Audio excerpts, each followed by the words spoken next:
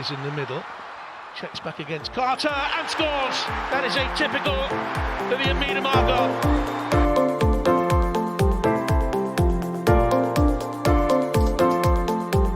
Quickly gets it back again. Oh, what a goal! Well, that sums up her season.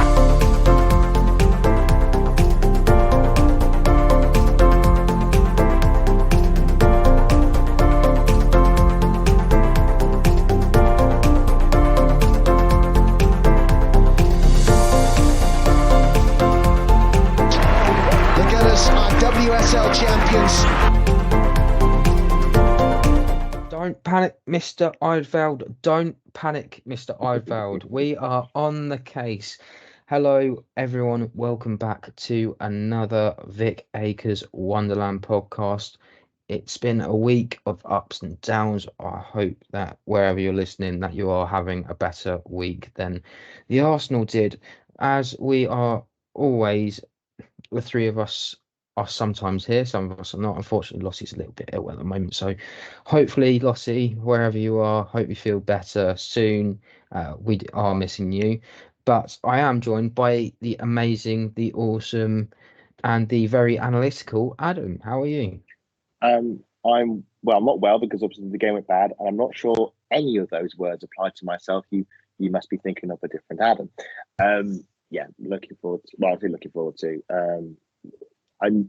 After the game that happened, it's like, right, I've got to somehow dissect this. I think just to maybe cleanse it from the system so we can move on. I think this would be a bit, not so much analysis, but more therapy to sort of discuss just what happened at the weekend. So, as always, we will quickly go into some news. The Fan Supporters Association, or the FSA, have done a questionnaire for the Women's Football. We have provided a link, so if you have any time, 10-15 minutes, if you ever go to a game, if you're watching, just fill in that questionnaire, because the Fan Supporters Association is so important and key to not only fans but match going fans, or any of that any of those issues that you have. Those fans can help bring them about. So if you want to follow England, for example, home and away, or if you follow your team home and away and over into Europe as well, they are very key into what support the clubs do have. So if you do have a couple of minutes to fill it in, I have managed to fill it in as well. So Adam, it's on your tick list, isn't it? It is on my tick list. One must fill in that form. There's a lot of important information and feedback that we can offer for that. So yeah, if you are a big supporter, do fill it in. And we'll quickly go on to Loan Watch. So Watford took on Birmingham City. Michelle Ackerman doing what Michelle Ackerman does best, and that is scoring goals. She scored a brace against Birmingham City, coming off of the bench to do so. Katie Reid also took part, but no Leah Harbert for that game. Araya Dennis was subbed on the 66th minute for Crystal Palace against Southampton, where they won 2-1 in the end. And a bit unfortunate that Catherine Cole was playing the whole 90 minutes against Everton, couldn't score or help Everton. Chelsea. That's it. 3 minutes in, and I've already made a mistake. Destroy from the inside. That was a tough one, wasn't it?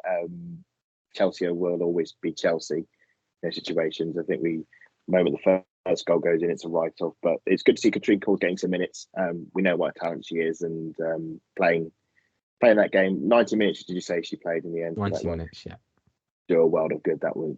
So good to see she's getting game time and getting the minutes, and we'll keep an eye out for that first goal. I don't know if you mentioned, but should also shout out to Gio, got her goal as well for Madrid. So congratulations to her. Hope she does well over in Spain. Yes, and quick happy birthday to Michelle as well. So a bit of a week for her as well. Scored 2 goals and getting and it's her 18th birthday. So she is actually now eligible for a pro contract now. So let's wait and see what happens. I know she's got some sort of agreement at the moment, or I should say, no, we think is the right term, because I'm not in the know, ladies and gentlemen. Let's put that out there now. None of us are. None of us are. Sometimes we just get this information here and there. I believe there is like some sort of agreement that when she turned 18, she would automatically go onto a pro contract or something along those sorts of lines. But there is another birthday. Sorry, Adam. Yeah, there's a lot of excitement. As I said, there's been a lot of things on social media around Ajimang and about this contract thing. There's a lot of excitement about her and what she can offer the team. So I think, watch with interest. And yes, there has been another birthday. Yes, and it's another one that scores all the goals. It's our Swedish striker Stina. So happy birthday to Stina. It's, we'll just quickly talk about Stina, because she's been off the bench this season, but she's been very, very good this season, don't you think? I think the problem is there's always an element of recency bias, because I think especially I remember seeing a lot in the Liverpool game, shall we say. There were quite a few chances missed. She did obviously get a very good goal in the Watford game in the FA Cup. I do think you're right there. I think certainly before Christmas there were some very good moments off the bench. I think of the goal against Manchester City, come off the bench and basically winning us all 3 points. I think this has been a harder season for her because, I mean, last season she played every game, and a lot was expected of her. And I think at times she struggled. But I think from the Conti Cup to the end of the season, she found a really good, strong, rich vein of form that basically got Arsenal over the line. Was very good in the Wolfsburg tie. Yeah, scored crucial goals against Bayern Munich, goals against Wolfsburg, doing very well. Coming to this season, Russo's come in, and basically it's 2 out of her, Viv, and Russo are going to be starting every game, and the other one's going to be coming off the bench. And unfortunately, it looks like Stina might be the striker coming off the bench. She's great, loved by the fan base, and when her form is good, she's very good, one of the best in the league when her form is on it.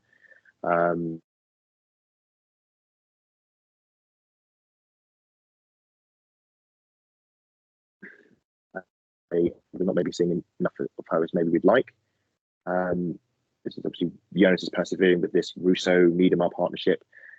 So we'll see. We'll see how much opportunity she gets. Obviously, she's got a hat-trick, we should say, to get her first hat-trick against Reading. We should obviously have a shout-out to that. So the goals are there. Which is fortunately, we're going to get to obviously West Ham in a minute. But certainly West Ham, against Everton, against Liverpool. Weren't able to see maybe some of that striker prowess. But hopefully, in some of the games we've got coming up, there'll be plenty of opportunity to see our Stina shine. Fingers crossed for that, because she is a fantastic player, and you've seen the fans really, really come towards her and make sure that she comes together and gets play into that form. Oddly enough, it was nearly a year ago, just under a year ago, that we went to West Ham and got that 0-0 draw. Now when it was all the flags and everything was going off. Yeah, I think it pretty much was. I mean, people were telling me on the way up. I'll just double check, because I think you are absolutely right. It was just scary sort of environment. I think the game was in March. February. So yeah, it was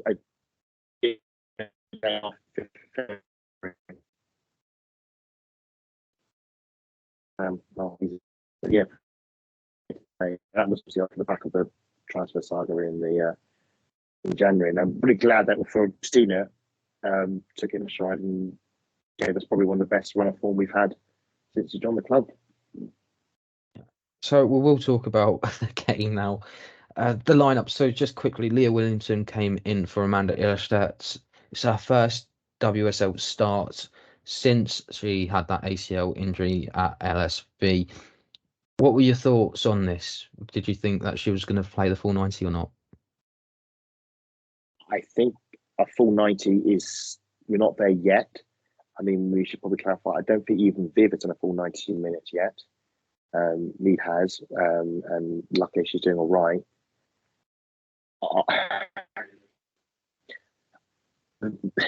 I'm really glad that Leah's starting the game. Let's make it clear. So Leah starting the game is great, and I thought it was a really nice touch. She got the captain's armband as well.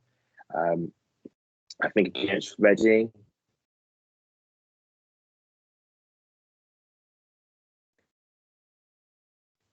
and those long passes that she can ping, that switch of play, we can draw the position to one side, and then Leah wins. They can just ping a ball into the other side, or she can, if they're going to push high, she can knock one over the top for someone to run onto. We saw that at Reading when Mead ran through. So you really do, when Leah Williamson's playing, what the issue missed in our arsenal, shall we say, for the last. But, and I think we'll probably touch on this again later on as we go through this. She only played 45 minutes. And for me, when the sub happened and Amanda came on, and Amanda's done very good for us. This is not I don't blame Amanda for what happened. And I will reiterate this when the time comes. I just don't think if she can't play up to, say, 60 minutes, I think I would have had her come off the bench in the second half, like Reading. I'd have given her another maybe final 30-minute run out. I just don't know if it was right for her to start this game at this point of recovery. And I think that contributed to some extent to what happened in the second half, but we'd get to. So just quickly, West Ham were playing the 5-3-2 formation, Arsenal playing the 4-2-3-1 in that. And it's another low block, and we did see a little bit of that a bit early. So 20 minutes in, a corner, Victoria Pelova heads the ball into Alessia Russo. Unfortunately, she scoops the ball over everyone. It's dropping, and Mackenzie Arnold just manages to flick it over the crossbar for another corner. What did you think of when you were seeing that? We're holding our breath because it was dipping at the last minute, because it didn't look it was going to get sailed over. But this was about 20 minutes in, and I think for most of that half we'd been in control. We controlled the possession. We were the one making most of the attacks. We were keeping West Ham hemmed in, which is what we want. We want to, force turnovers on the halfway line, bring the ball forward. But we weren't, obviously, we hadn't scored. We weren't making the chances count. There had been a penalty shout earlier, which had caused a lot of consternation amongst the fans in the crowd. I must say, from my vantage point, and it wasn't much of a vantage point in this instance, it happened so quickly. I didn't really maybe notice what happened. The replays would show there was a potential handball, and I think, bearing in mind how this game played out, I think there is a real sense of injustice that maybe that call wasn't given in our favour. I had my own sort of feelings on that one. I think that's because I didn't see it, I have sympathies with the referees that they didn't see it either. But yeah, it was good that Russo looked like she had the effort. I think she had enough effort, but she had it over. There was a cross, I think it was from Fox. So it was good that we were making chances. Just a bit disappointing we weren't taking them. If that continued to happen, so 2 minutes later, Mead finds Emily Fox, and then Fox then crosses the ball into the front post for Alessia Russo. Unfortunately, she heads it over. Yeah. And we had these moments of Viv magic. And so 27 minutes, Viv is put through. She skips past Sissoko. Hayashi makes a last-minute ditch slide, and it was just enough to take it off for a corner. At that moment in time, you're thinking, why didn't she shoot? Why did she delay? 100%. So this is something I put on the Twitter sphere after the game, because we can all see it. We're behind the goal. We can see Viv running onto us. We can see I think it's a ball into Russo. Very nice, clever flick round. Viv making that run beyond Russo with the ball, and we can see her running onto the goal. We can see that the defence is gone. The defence is scurrying back, trying to close her down. I'm just thinking, Viv, go for it. Take the shot. You could take it early, go for the corner, catch the keeper out, or commit to a run in the box. And I think it's Sissoko. I think it's the one who's closing it down. Yes, Sissoko's. And Viv does what she does, has done many times in the past, and it's often worked, is she's checked and she's left the defender on the deck, and you think, that looks fantastic. It's a brilliant bit of skill. The defender's committed herself to the block. Viv's read that. She's checked in behind the defender, But I just think because she does that, it just invites the child. It is still, I would say, it's just a superb tackle. Okay, it is not a. Was it Hayashi? I believe it was. Who Yeah, made the tackle? Hayashi, yes. It's a brilliant tackle, and me checking back just invites the other defender coming in to make that tackle, and it's off the toes of Viv because Viv is ready to pull the trigger.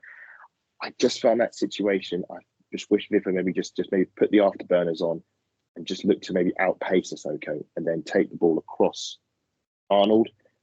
And that comes down to decision making. That comes down to the thoughts in the attacking third. And I wonder how much of that is down to Viv still maybe not being fully match sharp. I think maybe I'll say it again. The way that Mead was able to come back pretty sharp, pretty quickly, I think is almost sort of freakish.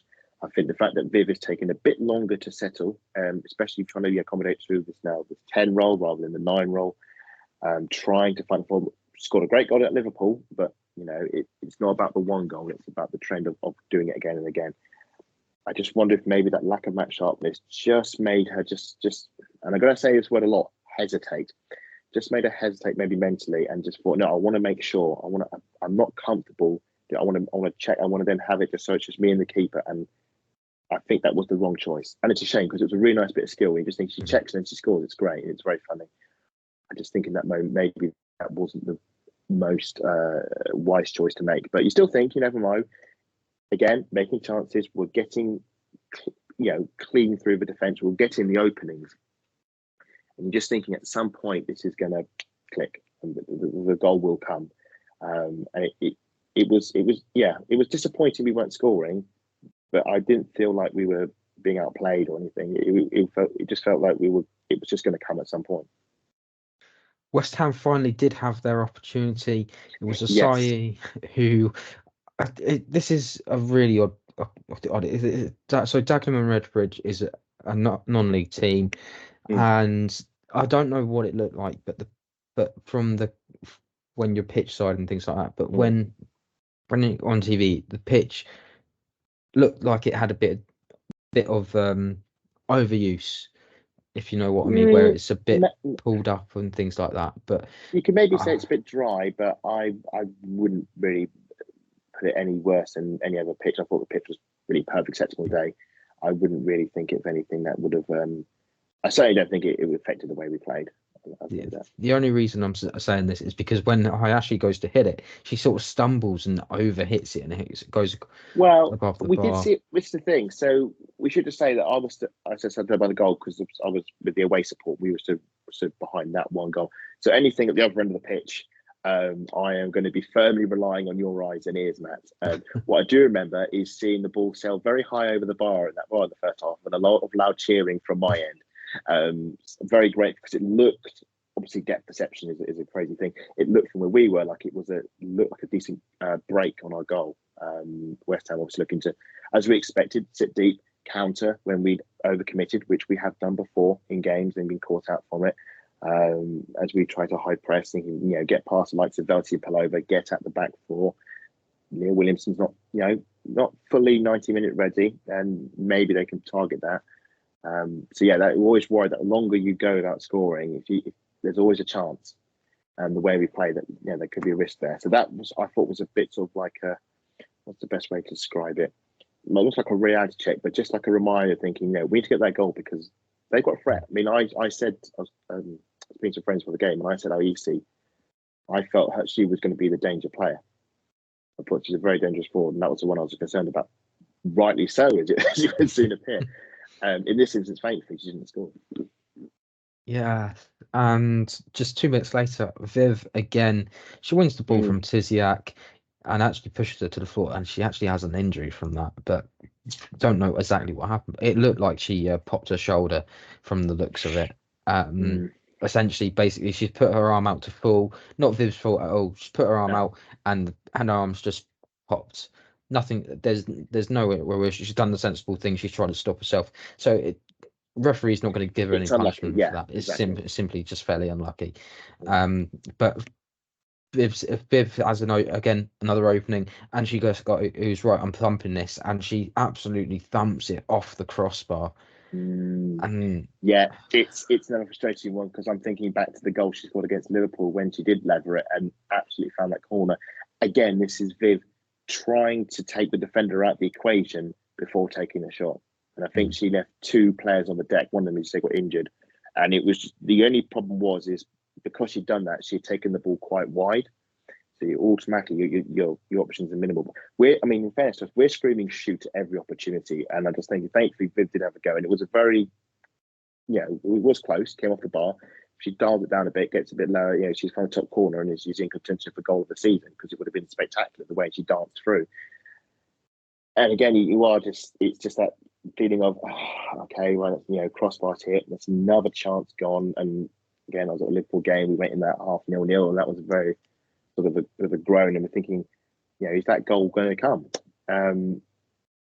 It's involved making chances.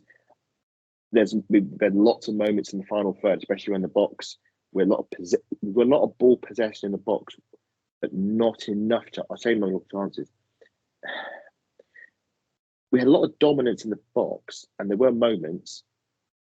I just don't think we maybe made enough of them. So we mentioned the Russo headed over. We had a chip underneath.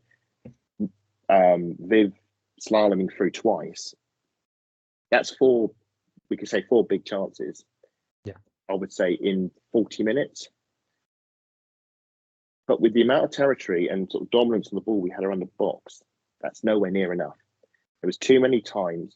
And I don't want to name drop for because I think she was the sole person. She wasn't. But she's the one I remember the most doing because she was in my eye line a lot. A lot of times players were running into the box and stopping. Running into the box, the defence is in retreat. We've got them moving. We need to have the players running beyond the defenders. We need to have the passes going beyond defenders, making those runs. Too many times, like the forward, and I would say, I think, because it was happening a lot, I would say probably Mead on the other flank as well. We're stopping and looking to see who to pass to. And the moment you do that, the West Ham go, right, okay, they've stopped, we can settle in defence and we can get our shape together. And suddenly you're trying to break down a team that is, they've got the numbers back and they're going to crowd you out. And it was so frustrating how time and time ago they did this. I'll come back to that word hesitancy. Yeah. The hesitancy in the final third. It's that not knowing where to pass, not seeing the runs that the players are making. Not seeing the opportunities. If they just make that gambled and I go back to the game we had away at Leicester when we did it in the second half, we were constantly passing into the spaces for players to run onto, not passing it to feet, not waiting for people to get in a position, just pinging the ball down the channel, pinging it into the box, trusting that the player's going to make that run, and it worked beautifully. And we scored 6 goals in that second half, and should have scored 10. But we didn't do that in the game. There were chances to do so, we didn't do it, and it was infuriating to watch. Thankfully, we did somehow score a goal.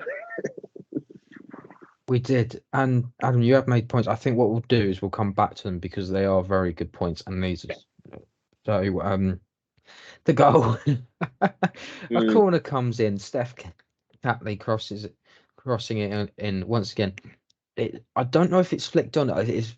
I've tried to watch it back. It's a bit fuzzy. Right. So this is okay. So we should just I'll try to this one. Clarify this. All 3 goals. I'm going to cover all 3 goals. All 3 goals come from defensive mistakes. There are defensive mistakes happening all of them. And for this one, it's a West Ham defensive mistake. Arnold tried to come for every cross coming, and she tried to punch this one. There's no communication between the West Ham defence and the keeper, so I think the West Ham defender flicks the ball on, and so Arnold punches air, and the ball flicks on, and it. Russo can't believe her luck at the back stick. Yeah, and the fact that it's nice to see that we've got someone in there at the right space and time. I know you can say that for a lot of strikers, but it seems this is one of the reasons why I don't want Alessia to be going out wide or going into the middle. She needs to be in the box. She needs to. Yeah. She is one of the tallest players on the pitch. So she's a threat in the air. She can take on 2 or 3 central defenders, which then can cause someone like a Viv or Frida to come in and also be an extra finisher, or even just having someone like him or Vic that can also run in as well. That's 3 or 4 players that can play in that central area, and essentially we hopefully one of them will be able to, if it's like a knock on or there's some sort of pandemonium in the box, one of them's going to go, right, I'm leveling this, or I'm going to I'm just going to have the shot, and it's going in the back of the net. Never seems to be any of that. It's almost like a recycle. Right, we've gone 4, 5, 6 yards into the box. Now we're going to play it back because there was no urgency. And I know I'm merging on to the second half here, but it didn't. It just felt like there wasn't another plan. There was only a plan this game, and because it didn't work, there was no response. I think we should just be quickly some of the goal because Sorry, we'll talk about the goal first. We did get sidetracked slightly. We should just quickly say Russo. That was Russo's first headed goal for Arsenal. Something we've been waiting for ages because she scored so many headed goals against us. So thinking, when is it our turn to see Russo head home from a corner? And it's finally happened. I think very good for Russo.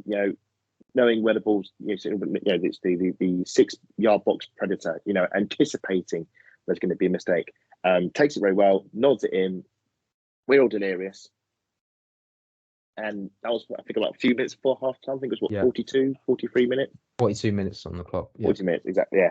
So we get to half time. We know we've dominated the ball, dominated the shots. We've had, maybe not as many shots as we'd like, but we've had decent efforts. I'd say maybe 2 or 3 strong efforts. We have a goal to back up the dominance you've had. Just thinking, right, okay, it's a good start, it's a good platform, 1-0.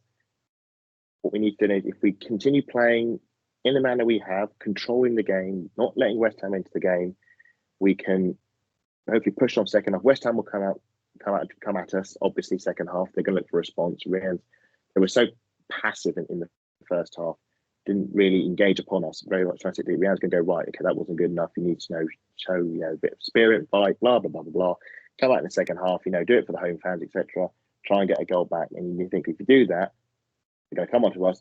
Space will open up. We can get them on the counter. You can extend the lead. So, as much as there were a lot of things to be disappointed about in that first half, in terms of, as we were sort of saying about the passing or lack of passing, the passing backwards, they're not passing forward enough. It was like watching the Six Nations. Just constantly moving the ball backwards and backwards and backwards. We get Catley down the wing or Fox down the wing into the channel, look up, check, look, pass back, and suddenly you're back at the halfway line with Palova and Velty, and the opportunity's gone. A real sort of nervousness and, again, hesitancy, not too risk averse, too safe for the passing. It was very frustrating, and I think if you watch the game back, you can see that the runners were there. The pass was on a lot of times to do it. And for whatever reason, the players didn't do it. I don't know why we didn't do it. I think for definite, I have theories. It can be my predominant theory is that it's simply that the players, against how we aren't used to playing with each other, because we've got Russo who's just come in trying to build a partnership with Viv, who's only just come back from an injury, playing not as a 9 but as a 10. So obviously that's a change of role she was starting to do before her injury, and now her injury's happened. So you've got a player trying to accommodate into the team. You've got a player trying to come back from a major injury. You've got another winger in Mead who is really much, I'd say 90% to 100% there. Ford as well, who is, does play a bit hot and cold, but offers a lot of strength and power on the wing. But he's trying to get those 4 components working as one unit. This is a new front 4, combined with obviously like Palova and Velty supplying the passes from the midfield. Just felt at times that maybe they weren't truly in sync with each other all the time. And I think that takes time. Unfortunately, we are over halfway through the season. At some point, that time has got to that check's got to cash in at some point. At some point you've got to show me something for the time I'm investing in the club. I need to return on my investment. What are we getting back? We did see a bit of that against, I think, Liverpool. I think if you look at the Liverpool game, the goals, I think especially the Ford goal, comes from passing, running on, making the runs in behind. It's the Russo running behind. It's the Fox pass through, matching the run. this sounds very basic, but this is stuff we have done before. We just didn't bother doing it at West Ham for whatever reason. But despite the frustrations of attack and the fact that we didn't score enough goals to balance against the dominance we had, we were at least ahead. And you think, okay, we can improve in the second half. Now, you mentioned that Leah Willington earlier. Yeah. And this is where I think this was the trade-off, and this is why I think it backfired, because I think what's the best way to describe this? I think that a defensive centre-back pairing is one of the most important bits of the team. It's just the bedrock of your defence, and that has to be for me a constant throughout the game, because it's that. And the problem is with Jonas is that he changed that at half time, and I think that was probably the worst time to make that substitution.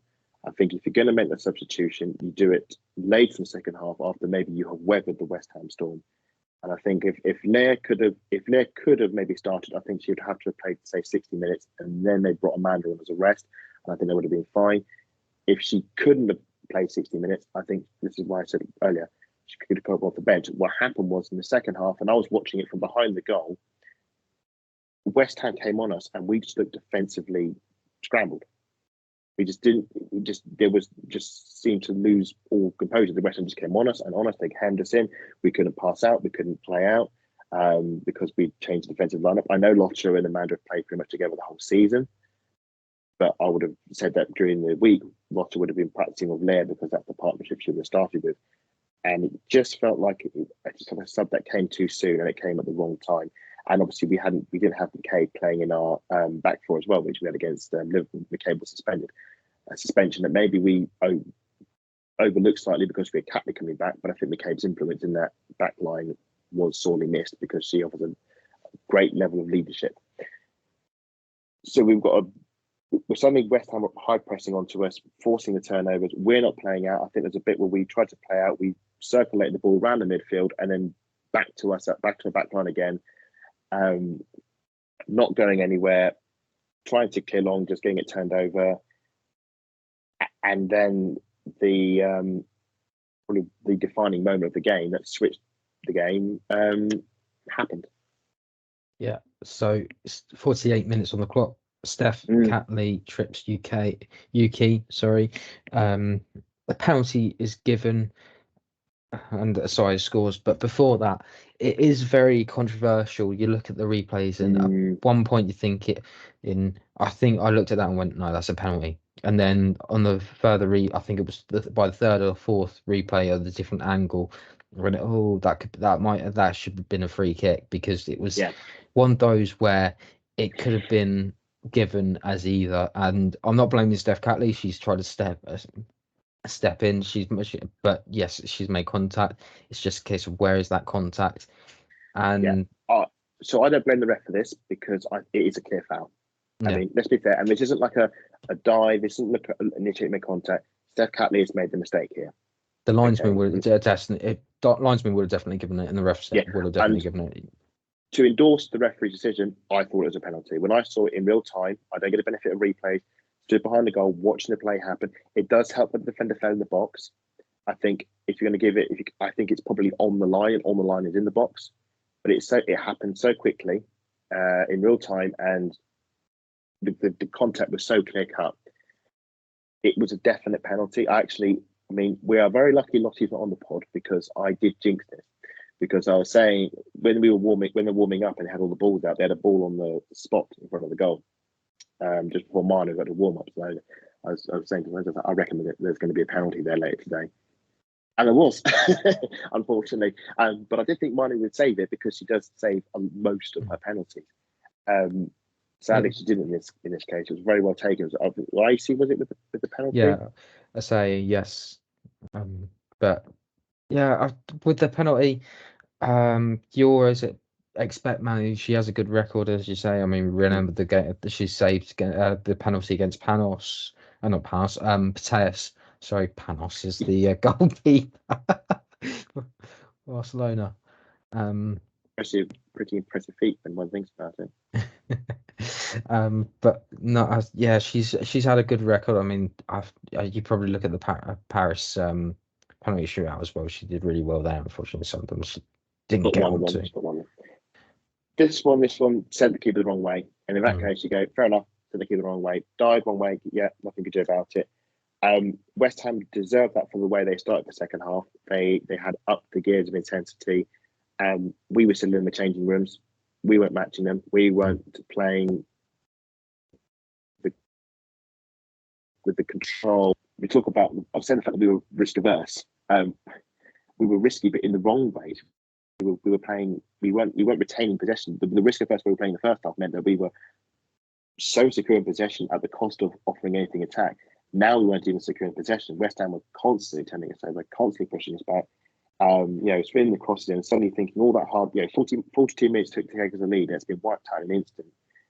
West Ham were on the front foot. They clearly thought they had our number.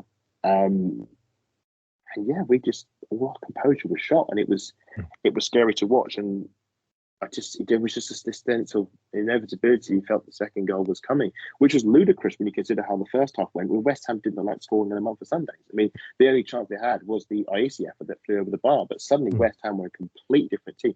Of course, you got the goal, and that's confidence and that belief and so forth. But it just felt like as a team we had just completely stopped, and it was really weird and really scary to watch because obviously it was happening right in front of us. And then I think it was Velty. I don't know how it all happened exactly, but Velty made a challenge, looked like a foul. Probably confirm either way. You got the benefit of replay, and where we're looking, it was a foul. And then the deciding moment happened. I think what happened was she just tripped her up just to stop the momentum, and at that moment, it's nowhere in a dangerous position. Let's just call it that. It's basically near the halfway line, so a couple of yards inside the Arsenal half. From where we stood, it looked closer. That free kick looked like it was a lot closer to the box than maybe it was, but that's just one of the depth perception. Standing behind the goal, looking low down, any free kick like that is going to look like it's right on the edge of the penalty box. I'd say, I would probably say it was a couple of yards. I wouldn't say it was like a Steph Catley or Katie McCabe free kick area. No, it was they were always range. gonna punt it into the box, and that's essentially what happens. And for whatever reason, I think this is where we're going to differ. And the only reason I'm going to say this is I think that I see this as a team collective issue. They haven't spotted the danger. The first error, it comes from Manu. And the fact of the matter is, I don't think she realizes she has enough time to catch it, which is why she elected to punch it. Yeah. Now, the other issue with the punch is because she's punched it, she hasn't looked to see where the safety area is. If she punches it back where it goes, it's into safety. West Ham will probably recollect, but it means that Arsenal will have the team will have enough time to reset themselves. But unfortunately, she punches it to the left, not realizing Sissoko's on the edge of the box, just sort of wandering around. And in that time, I've actually got it down here that Leah Velty, Beth Mead, and Caitlin Ford are the three players that are around Sissoko. Not one of them spots that Sissoko's the danger before she's volleyed it into the top corner. And it's a well taken goal. I'm not going to take that away from her at all, because that's probably going to be goal of the month. It will be certainly nominated. I think with Manu, again, we're not psychic. Think with Manu, I think she has thought or is anticipating, incorrectly or otherwise, that when that ball is whipped in, the West Ham forwards are going to charge on her goal. And I think she's thinking, they're going to charge at the goal. I'm going into a crowd. I'm going to punch. When maybe that, again, this happened very quickly. And I just can't go through the trauma of watching this game fully. But from the experience I have watching from behind, I think you're right. I don't think the players put on her as much pressure as maybe she thought.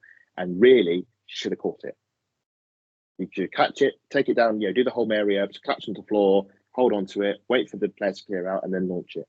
And it was a ball to be claimed. You can probably confirm with Novice, Matt. I don't think it was really contested, maybe by the West Ham forwards. I think they underestimated where the ball was, and I think Manu did as well. I think she was expecting it closer to the goal. But anyway, she goes out and punches it. and you just see when she's punched it, when we're watching it, punch it, and we're just like, oh my goodness, he's miscued it, because it should have, from her perspective, gone off either middle or to the right. It should have gone, clear the box, clear the danger. And I think her angle, she's got it wrong, and it's come off the side of her glove and just it's span away. And you mentioned other players. I think everybody was just stunned by what had just happened because no one was expecting that to happen. And I think this also comes down to communication. I don't think that the players were ready expecting Manu no one expected the ball to go that direction. But again, I think they probably were expecting Manu to claim it. I think Manu's gone for it. I mean, from what I think she knows, it is her error, but I think she knows definitely that she's the one, sadly. I would say unfairly, because I think there were a lot of errors that happened that meant that this game was lost, but she was definitely a contributing factor to it. It's a miscue. I think most of our team were caught flat-footed by it because I think nobody expected that to happen. And Sissoko, who is in position, I think is very good, reacts quickly enough and gets the technique right, because it would have been very easy, and annoying if she didn't, but it'd been very easy just to knock it over the crossbar. Don't get the technique right. Don't keep the ball down. They could have easily levered it into Rose End, or at least over the hoardings where we stood. It's a very well executed volley. It's into the top corner. I think it was 10 minutes after they got their first goal. Yes, dead on 10 minutes. Dead on 10 minutes. It was just a 1-2 punch, and you just saw the game was just gone. And I had no confidence we were going to score again. I saw because obviously West Ham now, they can't believe their luck. They've actually turned this game around. They're now in the lead, 3 points now on the offer, not one. So they're going to defend it even more than they already have. I think basically they just hunkered in, said, right, they didn't have a single shot for the rest of the game. They were the only 2 shots on target they had. They scored for both of them. And they just said, right, we're going to sit in for, 30 minutes? Yeah, just shy of that now. Yeah. And see out the rest of the game.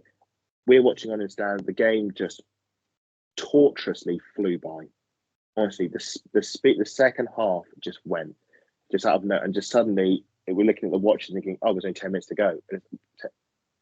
Because it never felt like we had any level of sustained pressure. I think there was. We're going to come into some moments at the end. Again, we're at the wrong side of the pitch, so it's very difficult to see anything in terms of how close things were. But I never felt that we were like working the Arnold and Hermione to make lots of fingertip saves or tip things around. Not work near enough. I mean, you have the stat. How many shots on target did we have on the day? Shots on target. So I will have a quick look. But during that time, as you're mentioning, subs were made. 63rd minute, Stina comes on for Viv, Chloe comes on for Beth, and Cora comes on for Vic. And then further on, you've got Frida coming on for Caitlin. Now, I do remember seeing stats of Caitlin, and Caitlin actually got a really poor score, I think, on Foot Mob, which was about 6.1, which is quite it's considered quite low. She struggled. I mean, I don't want to pin it all on one player, because I think a lot of players did not have a good performance. 5 shots on target in that entire game, and I know that 2 of them happened in the first half. I think there was a header I think we maybe had in the second half, and I wouldn't be able to tell you what the other 2 were. By contrast, we had 23. Again, it's like the Spurs game. Yeah, 23 shots, 5 of them on target, 589 passes, and there were 2 moments I'm aware of, thanks to the highlight reel, and I do recall them. One was that Russo had never actually blazed over the bar. Again, one of the very few times in the second half we actually managed to beat some challenges and break the line, get in the box. There's a cutback. Russo just has to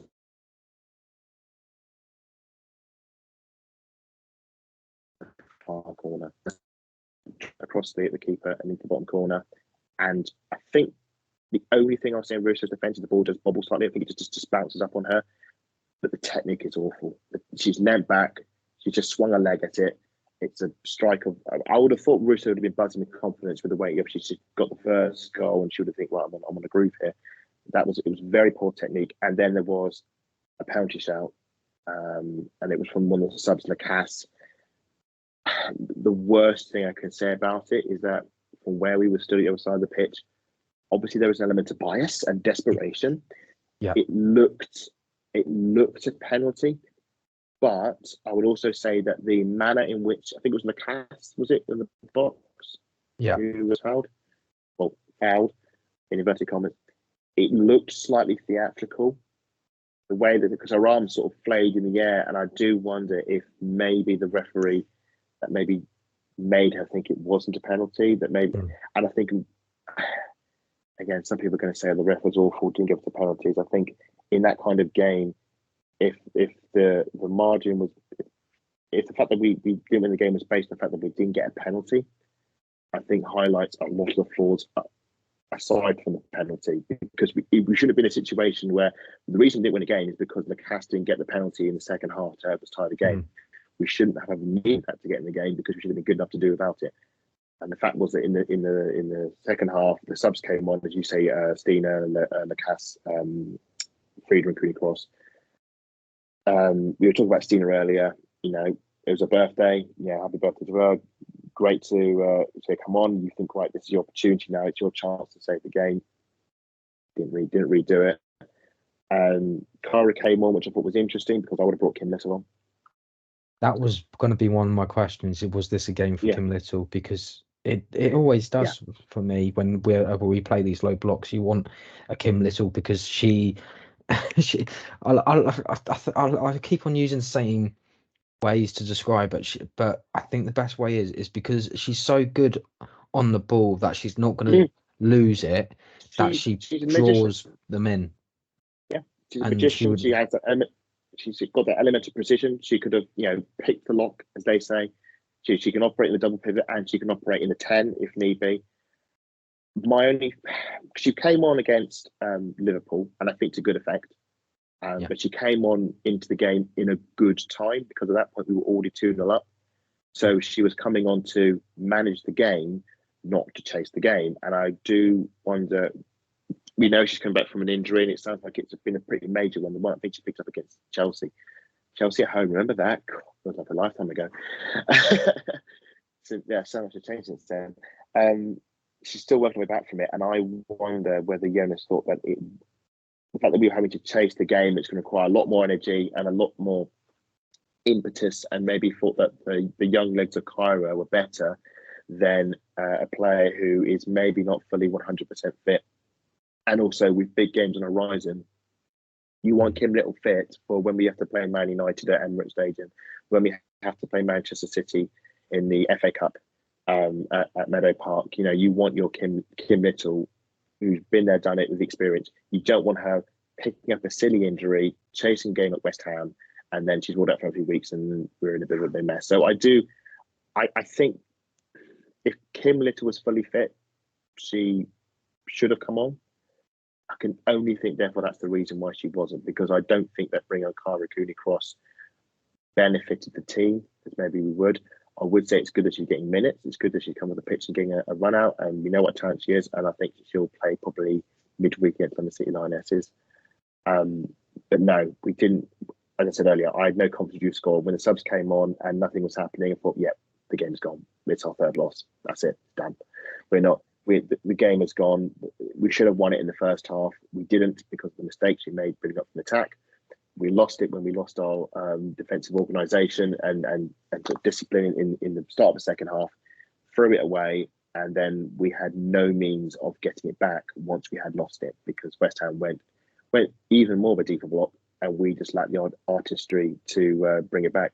And we should highlight, this is a game where in the second half we did not have Katie McCabe, we did not have Kim Little, we did not have Leah Williamson, which I think are three of the big leaders in the team, and we had none of them. We had none of our I would say, inverted captains. And I think if you can individually, you lose one of them, you could easily play without them. But I think this was just one of those bits, like on the, like a bike lock. Just the three things aligned at once, and our entire team just came apart. It was just the wrong absentees, the wrong moment in the game, and it just came apart. Now, obviously, Katie McCabe's coming back from suspension in the next game, so she'll be ready. Leah Williamson will be, hopefully get a chance to play again, and will be in a better state to maybe last the game longer, which will be fine. Kim Litter will hopefully be back to us soon. Starting games, maybe start against LCL. So hopefully, from that perspective, it won't be a problem. But this is a problem because it's now 3 losses. And that probably means, not mathematically confirmed, but knowing the history of WSL, we've lost 3 games, that probably means that for this season, the title's gone. Well, you brought me onto the question that I was going to ask. You've answered it. For me, is the title gone? yeah, is the title gone? And I think in a lot of people's heads, you think yes, because you're not going to expect Man City to lose or Chelsea to lose 3 games unless. Well, we should just say quickly for the maths. Man United lost 3 games. Man City have lost 2. Yeah, Man City have got to go to they've got to go to Stamford Bridge. Presuming the game is being played there, or Meadow Park, Kings Meadow rather. Meadow. So so it's either Kings Meadow or Stamford Bridge, wherever they're being hosted. So they've got to go to Chelsea.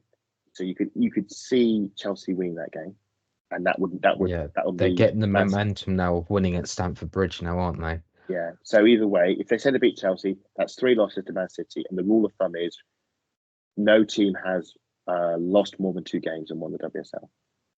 So it's not saying it's impossible, but the sheer consistency that Chelsea provide mean it's not likely. So what we're relying on is us to win at Stamford Bridge, and that would be Chelsea's second defeat, and then losing 1 other game. Yeah.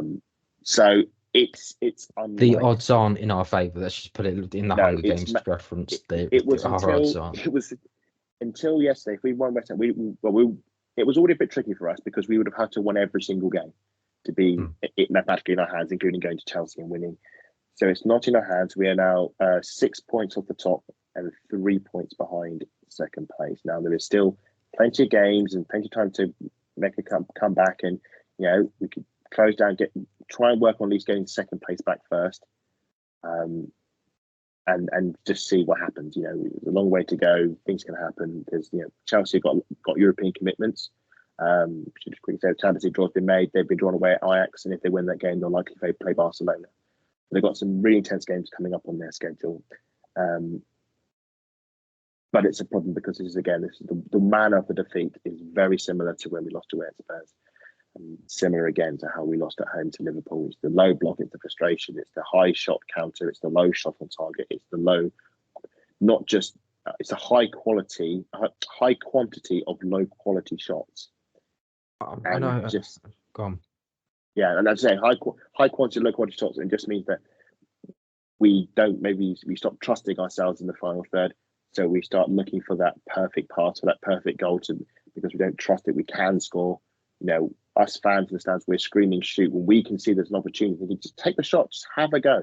Doesn't matter. It could deflect, it could go over from a corner, it could deflect with a defender and go in the net. Just have a go, and it stops, it's look, and then the defender's around them. And it just, you've seen it so many times.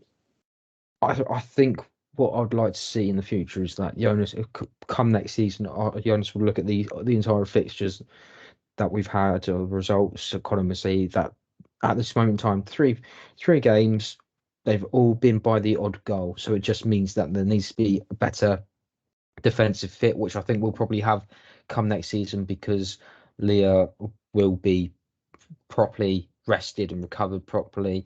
Same as Viv and Beth. Well, we don't know about Viv because potentially she could be going to the Olympics. That all depends on Nations League and things like that. But there's an opportunity now where that's the learning curve. But I see people arguing about, they haven't learned their lessons since match day 1. These things happen.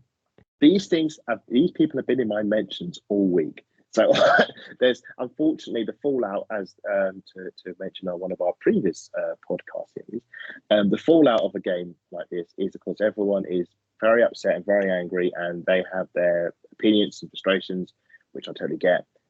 Sometimes I think maybe we are a bit too extreme in certain cases. I think some people questioning Manu. I think that's a bit unfair. I think she's a quality keeper. She's made a mistake. Keepers make mistakes. Cara Keating makes mistakes. And Coach Berger makes mistakes. Sabrina made mistakes early in the season, and it's part of being human, and hopefully they will learn from it. People questioning Jonas Eideveld, whether his position at the club, whether he's the right manager.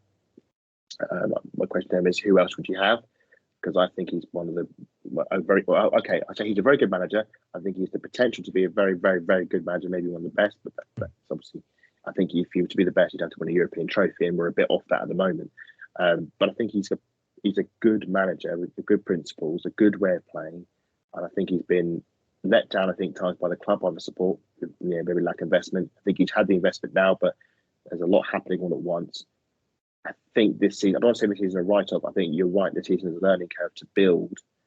Fortunately for a lot of fans, they don't like the idea of next year, it's going to be our year sort of thing. There's only so far that patience will stretch.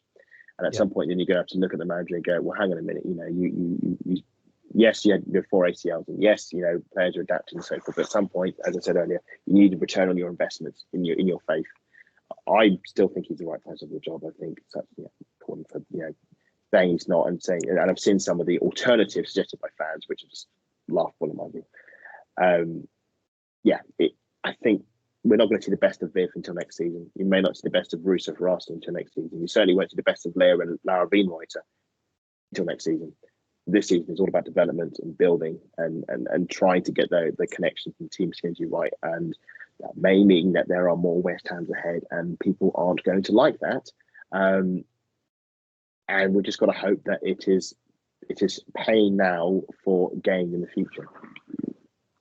We should quickly finish this game because of the game we do have tomorrow.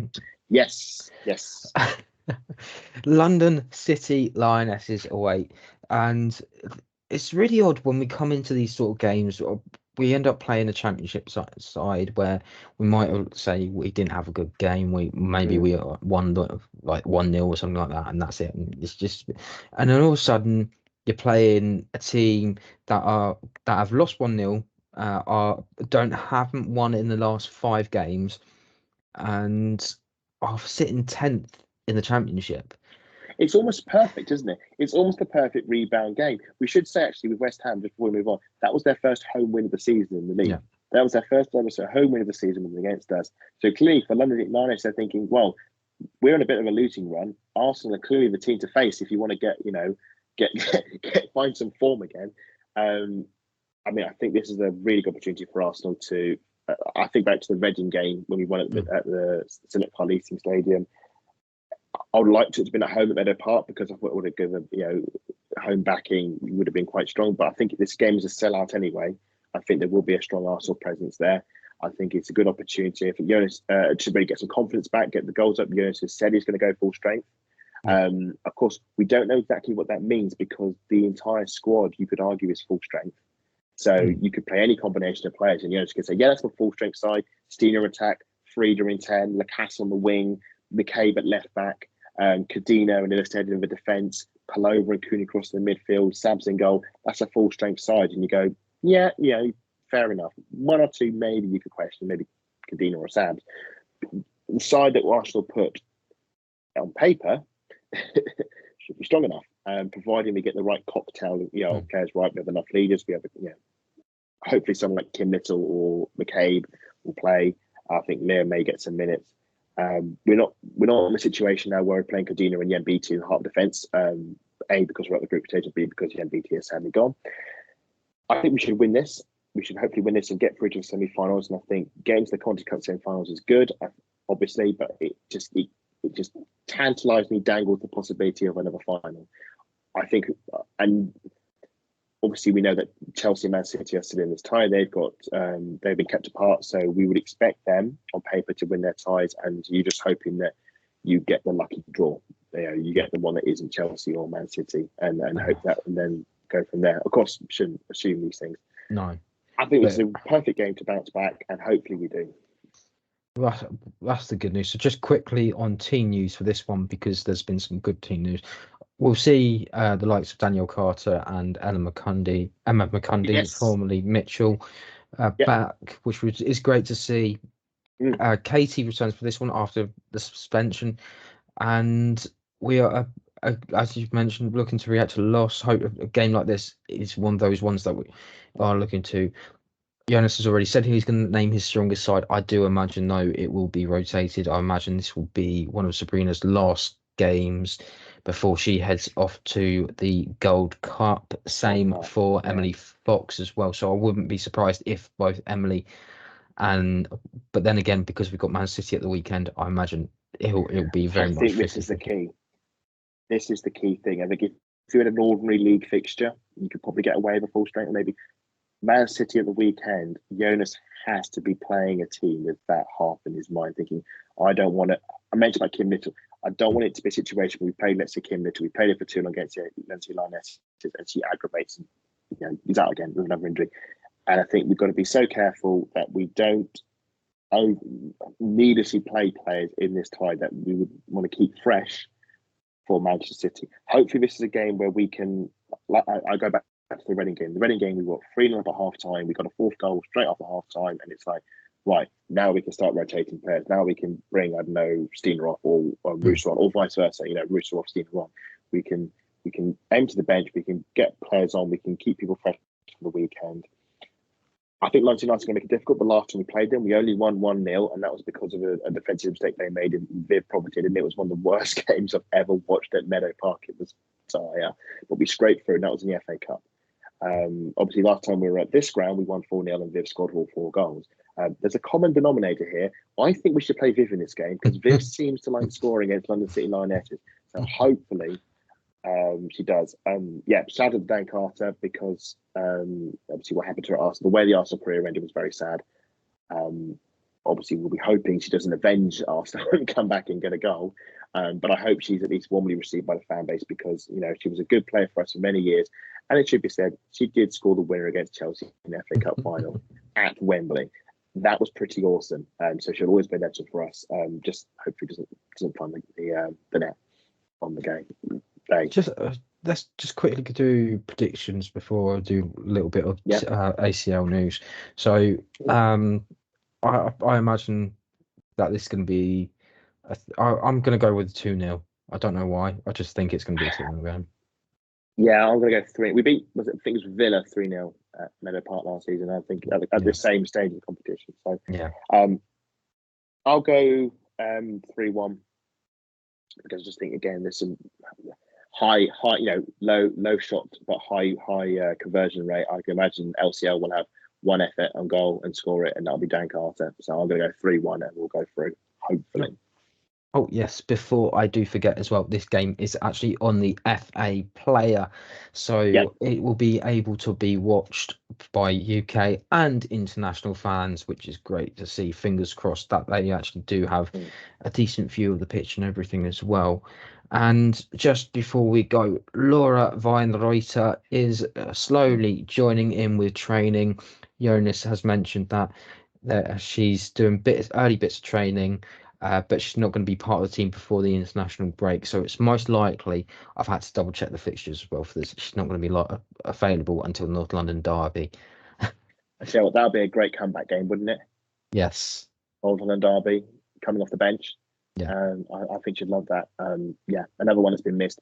Not as, let's be honest, let's be fair, not as high profile as, say, Leah or Viv or Mead, Beth Mead, but no less important.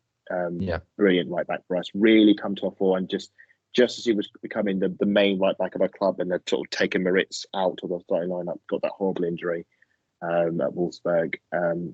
I was to say, as much great as coming back, it's just a lot of love for the teammates for supporting her, looking after her. Vivian, we saw a documentary, Vivian Beth looking after her, helping her with her training. We saw her at the Reading game, and she was in very good spirits. I think over the last, we cannot wait for when her comeback game comes. It's going to be very special. Yes, and that is all for tonight. So you can find us on VAW Pod. You can also find Lottie at Lottie _ AWFC. Adam, where can they find you? You can find me being slated by other Arsenal fans for the crime of being positive, and also for other nonsense, including occasionally writing about football for Sporting Her at Adam Salter 4. And you can find me at MattLR28. This has been a Vic Akers Wonderland. Thank you all for joining us wherever you are. We hope you have a good week, and we hope to see you in the next one. Goodbye for now. Come on, you Gunners.